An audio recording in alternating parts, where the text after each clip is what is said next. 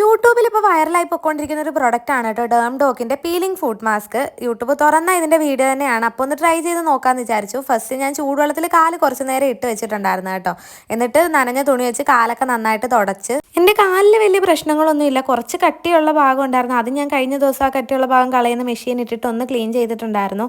ഇതിലിതാ 2 ഷീറ്റായിട്ടാണ് കേട്ടോ വരുന്നത്. അത് നമ്മളിങ്ങനെ സെപ്പറേറ്റ് ചെയ്തിട്ട് അതിൻ്റെ മേൽഭാഗം ജസ്റ്റ് ഒന്ന് കട്ട് ചെയ്ത് കൊടുത്തിട്ട് കാലിൽ ഇങ്ങനെ ഇട്ട് വെക്കണം. ഇതെങ്ങനെയാണ് യൂസ് ചെയ്യുന്നതെന്നുള്ള ഡയറക്ഷൻസ് ഒക്കെ ബാക്കിൽ കൊടുത്തിട്ടുണ്ടായിരുന്നു കേട്ടോ. നെയിൽ പോളിഷ് കളയണമെന്ന് പറഞ്ഞിട്ടുണ്ടായിരുന്നു, പക്ഷേ ഞാൻ കളഞ്ഞില്ല. 2 മണിക്കൂർ ഇങ്ങനെ കവർ ചെയ്ത് വെക്കണേ. 1 മണിക്കൂറൊക്കെ കഴിഞ്ഞപ്പോൾ തന്നെ എനിക്ക് ഭയങ്കര ഇറിറ്റേഷൻ ആയിരുന്നു.